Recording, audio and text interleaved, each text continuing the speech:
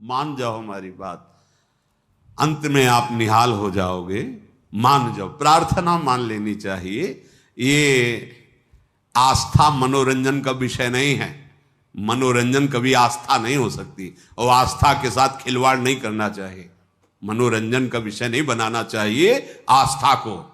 ये हमारे प्रभु की लीलाएं, प्रभु की भक्ति, ये हमारी आस्था है, हमारा अस्तित्व है, हमारा जीवन है। इसके साथ खिलवाड़ नहीं करना चाहिए। ये श्रद्धा और विश्वास और भावना का है। जो इसको मनोरंजन बनाता है, मानो हमारी आस्था के साथ, हमारी भावना के साथ खिलवाड़ करता है। सावधान, मन भंजन करके और भगवत प्रेम अनुराग में डुबोने वाला ये भगवान का पावन चैत्र, भगवान की लीलाएं, भक्तों के चरित्र हैं। इनको हम मनोरंजन न समझें। हाँ चलो थोड़ी देर देख लेते, थोड़ी देर सुन लेते हैं, नहीं, ये परम सच्चिदानंद हैं। इसीलिए हम लोग अपनी आस्था के साथ खिलवाड़ करते हैं। जो मन आता है वो नाटक बनाते हैं, जो मन आता है वो नाटक देख लेते हैं, जो मन आता है। ऐसे नहीं है। ये हमारी आस्था का विषय है, ये हमारे अस्तित्व का विषय है, ये हमारे जीवन का विषय है। इसके साथ खिलवाड़ नहीं होना चाहिए। देखो, हमारे प्रभु जैसा ना तो कोई था, ना है, ना होगा। ये अनादि अनंत महामहिम भक्तजन कुछ उनकी लीलाओं का अनुकरण करके तन्मय होते हैं। उसकी भी लीला की एक मर्यादा है। जिस समय हमारे ठाकुर मुकुट धारण करते हैं, महारानी जी की चंद्रिका, तो स्वयं रासाचार्य जी को देखा साष्टांग दंडवत और आरती करके, जय जय, मुकुट विराजमान, चंद्रिका विराजमान। लीला महासुख प्रदान करने वाली, हजारों को भक्त बना दिया भगवत लीला अनुकरण ने इस जीवन को भी। अगर वो लीला अनुकरण न देखते तो कैसे, क्या रास है, क्या ये मनोरंजन नहीं है। ये हमारी आस्था है, हमारा जीवन है, बहुत मर्यादित। हमने देखा है एक एक शब्द, एक एक कदम, क्योंकि ये केवल मनोरंजन नहीं, ये हमारी कृष्ण लीला, हमारे भगवान श्री हरि की रामलीला, या हमारे भगवान के पावन चरित्रों को मनोरंजन बनाया जाए। अपराध है, दंड भोगना पड़ेगा। लिख लो, हमारे प्रभु के पावन चरित्रों को यदि आप मनोरंजन बनाओगे, यदि उनका उपहास करवाओगे, जो मर्यादा रहित चेष्टा करोगे, तो कोई भी हो दंड भोगना पड़ेगा। यह अपराध है। बुद्धि भ्रष्ट हो जाएगी, लोक में निंदा होगी, और आपको लाभ कदापि न यहां न वहां। यह हमारा जीवन है। इसी के सहारे से हम भगवदानंद की अनुभूति करते हैं। देखो, गोपीजनों ने लीला अनुकरण किया भगवान की। हमारे परम पूजनी ब्रजवासी जन भगवान की लीला का अनुकरण किए।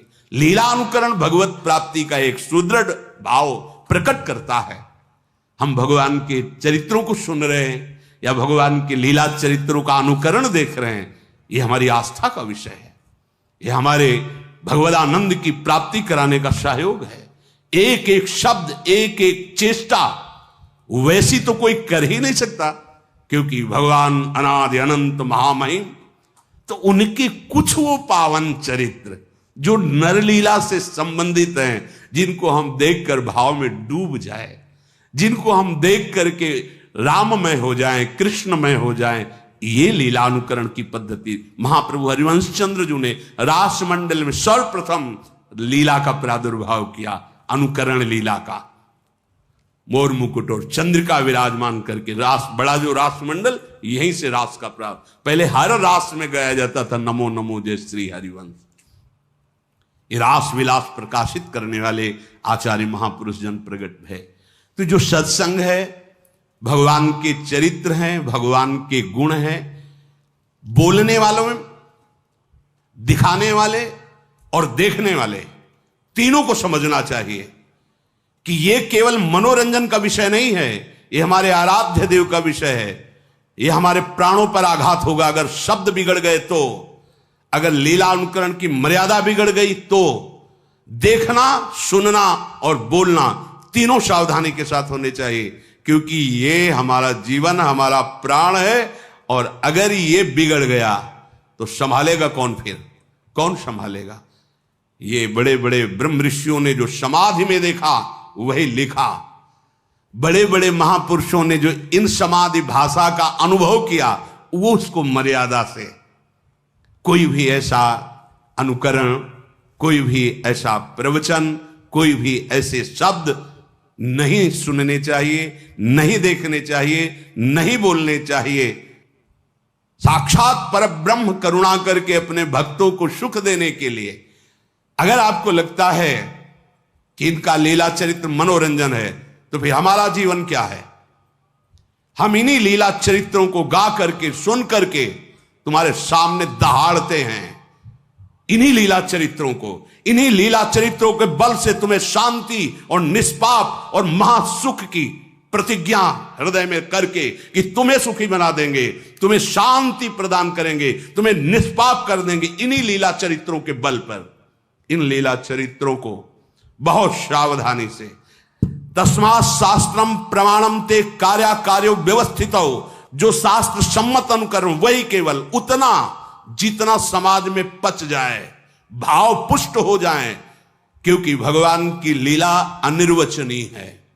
बड़े बड़े ब्रह्म ऋषि भी हार गए और वो प्रार्थना बाद में यही किए कि हे हरि, जैसे आकाश में गरुण भी अपने बल से उड़ते हैं और मच्छर भी अपने बल से उड़ता है पर पार कोई नहीं पाया, हे नाथ, ऐसे ही हम अपनी मति के अनुसार आपकी लीलाओं का गायन कर रहे हैं। जैसा मन आया वैसा छवि बना दिया, जैसा मन आया वैसा अनुकरण कर दिया, जैसा मन आया वैसा बोल दिया। नहीं नहीं नहीं, ये हमारा हृदय है, हमारा प्राण है, हमारा धर्म है, हमारा जीवन है, हमारा अस्तित्व है। यही होगा, कलयुग का प्रभाव यही है, हमारे अस्तित्व को मिटाने में। हमारे प्रभु का क्या, जिनको देख करके हमारा हृदय निष्पाप और रोने लगे और जीवन अधर्म से हटकर धर्म की तरफ से। ये मनोरंजन नहीं है भगवान के पावन चरित्र। ये मन का नाश करके जो असत वृत्तियों से युक्त है सतवृत्ति में लगा दिया गया। कौन ऐसा है जिसने हमारे भगवान के पावन चरित्र को सुन करके भगवत प्राप्ति न की हो? कोई एक उदाहरण, रत्नावती जी केवल भगवान की वार्ता सुनकर भगवत प्राप्त हो गई। ब्राह्मण पत्नियां मथुरा केवल भगवत वार्ता सुनकर भगवान को, ऐसे करोड़ों अनंत भक्त हो गए जो लीला अनुकरण दर्शन और लीला चरित्र श्रवण से भगवत प्राप्त महात्मा बन गए। जगत को तारने की सामर्थ्य आ गई। आज हमारी बुद्धि इसे मनोरंजन में ले रही। भगवान की लीला चरित्रों का अनुकरण, भगवान की लीला चरित्रों का गायन बहुत सावधानी से होना चाहिए, जिससे हमारी आस्था, हमारे आस्तिकता पर, हमारे हृदय आराध्य की कहीं भी उसमें चोट न पहुंचने पावे। अगर चोट पहुंचेगी तो विश्व में कोई ऐसा नहीं जो इस अपराध को पचा सके। तुम्हारा वैभव, तुम्हारी बुद्धिमत्ता, तुम्हारा बल, तुम्हारा प्रकाश सब नष्ट हो जाएगा। भगवान मनोरंजन की चीज नहीं है, भगवान कोई मनुष्य नहीं है। भगवान अपनी महिमा से अवतरित होते हैं, उतरते हैं, घटते हैं, फिर वो हमारे जैसे आकर ऐसी परम पावन लीला करते हैं जिसका गायन करके, अनुकरण करके, दर्शन करके हम भगवदानंद को प्राप्त हो जाए। हम नर से नारायण बनने की जो यात्रा है वो इनके चरित्र से, इनके नाम से, इनके गुणों से, इनकी मुस्कान के बल से पहुंचते हैं। लेकिन भगवान की उन्नति नहीं हुई। भगवान अवतरित हुए, अवतार का मतलब घटना। वो अपनी अनंत महिमा से अवतरित होते हैं नर रूप में और फिर उतनी लीला करते हैं जिसको गायन करके, श्रवण करके, चिंतन करके हम परम पद के अधिकारी बने। आज हम सत्संग को, भगवत लीला अनुकरण को मनोरंजन बना रहे हैं। बस रीझना चाहिए, सामने वाला रीझना चाहिए, बस वो हम कुछ बोले वो रीझे। नहीं नहीं नहीं, ये बात नहीं। ये अगर ये बात रहेगी तो फिर हम भगवत प्राप्ति के मार्ग में बहुत बड़ा अपराध कर रहे हैं। चाहे हम उपदेश कर रहे हो, चाहे हम लीला अनुकरण कर रहे हो, कुछ भी, ये बहुत बड़ा अपराध हो जाएगा यदि हम अपने प्रभु की मर्यादा और महिमा को मनोरंजन में उतार देंगे। नहीं, ये तो सुरक्षित रखा जाए।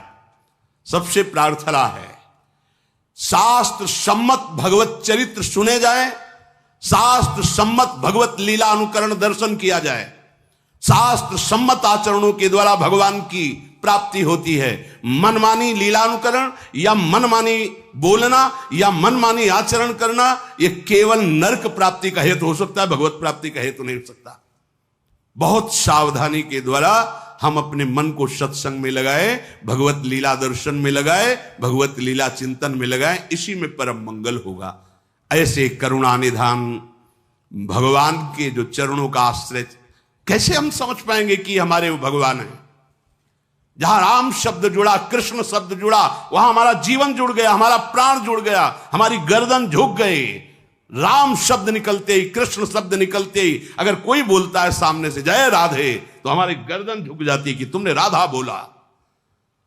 उन हमारे प्रभु के पावन चरित्रों को बहुत संभाल के बोला जाए, बहुत संभाल के अनुकरण किया जाए, नहीं तो कोई पावर नहीं तुम्हें लगता है, लेकिन तुम देख लेना परिणाम में, न इस लोक के रहोगे न परलोक के रहोगे, तुम्हारा पतन हो जाएगा, नाश शब्द तुम्हारे जीवन में जुड़ जाएगा। यह उपहास का विषय नहीं है भगवान श्री राम कृष्ण का पावन चरित्र, यह मनोरंजन का विषय नहीं है कि तुम जैसा चाहो वैसा बोल लो, नहीं, ऐसा नहीं है, यह नहीं है। यह धन कमाने का विषय नहीं है, ये परम धन कमाने का विषय है, परमानंद प्राप्ति का विषय है। आज हम अपनी मर्यादा से विचलित होते चले जा रहे हैं। जैसा मन आए वैसा संत का नाटक बना दो, जैसा मन आए वैसा भगवंत का नाटक बना दो, केवल मनोरंजन करना चाहिए बस। सत्य वस्तु को ऐसे मनोरंजन में नहीं प्रदर्शित किया जाता, जो मन आवे सो बोल दे। सामने जो ग्रंथ रखा है तुम्हें उसी को आधार बनाकर चलना है। अगर कृष्ण चरित्र है तो तस्मात् शास्त्रम प्रमाणम, रामचरित्र है तो तस्मात् शास्त्रम प्रमाणम। आप चाहे बोले चाहे लीलानुकरण करें, तस्मात् शास्त्र, एक भी शब्द शास्त्र प्रतिकूल बोला तो यह मत समझना कि शास्त्र खिलवाड़ है या भगवान के चरित्र ऐसे ही गा दिए गए हैं। तुम्हारे सामने जब दंड उपस्थित होगा तो तुम भोग नहीं पाओगे। हिरण्यकश्यप जैसे तुम नहीं हो कि ऐसी तपस्या करके त्रिभुवन विजेता बन गया, या रावण जैसे तुम नहीं हो, उनको भी धूल धूसरित कर दिया, वो पावन चरित्र है। इसलिए सावधान, भगवान का चरित्र देख करके सुन करके हम अपने जीवन को भगवत में बनाते हैं। महापुरुषों ने बनाया है और आगे बनाते रहेंगे। हम इस चरित्र की गरिमा को रखें, हम अपनी आस्था को सुरक्षित रखें। जहां शास्त्र सम्मत वार्ता ना हो नहीं सुननी, जहां शास्त्र सम्मत लीला अनुकरण नहीं देखना, हमें हमारे प्रभु के प्रति भाव बढ़े, ऐसा सुनना है, ऐसा देखना है, ऐसा बोलना है। हम जीवन अर्पित करें अपने प्रभु पे। यह भारत भूमि है जिसको शास्त्रों में वर्णन किया गया कि अहो भाग्य, धन्य भाग जो भारत भूमि में जन्म लिया। और भारत भूमि में देखो राम अवतार, कृष्ण अवतार, कौन से ऐसे भगवान के महातीर्थ महामहिम नहीं जो भारत भूमि में ना हो। यह मनोरंजन का देश है। आज यही तो हो रहा है, हम अपने जीवन को केवल मनोरंजन में ही बनाते चले जा रहे हैं। अब उसके लिए चाहे हमको जो बोलना पड़े, जो दिखाना पड़े, जो करना पड़े, नहीं नहीं भाई सावधान, ऐसा नहीं है। अगर हमारे प्रभु के साथ तुम्हारा खिलवाड़ शुरू हुआ तो तुम्हारे साथ वो खिलवाड़ शुरू होगा कि तुम संभाल ही नहीं पाओगे, क्योंकि त्रिगुणात्मिका माया उनके आदेश से चलती है। तुम्हारा धन, तुम्हारा वैभव, तुम्हारी बुद्धिमत्ता, तुम्हारा पद मिट्टी में मिल जाएगा। ये भगवान के पावन चरित्र हैं, भगवान के पावन गुण है। संभाल कर बोलो, संभाल कर सुनो, जिससे तुम्हारा भाव बढ़े, तुम भगवदानंद को प्राप्त हो।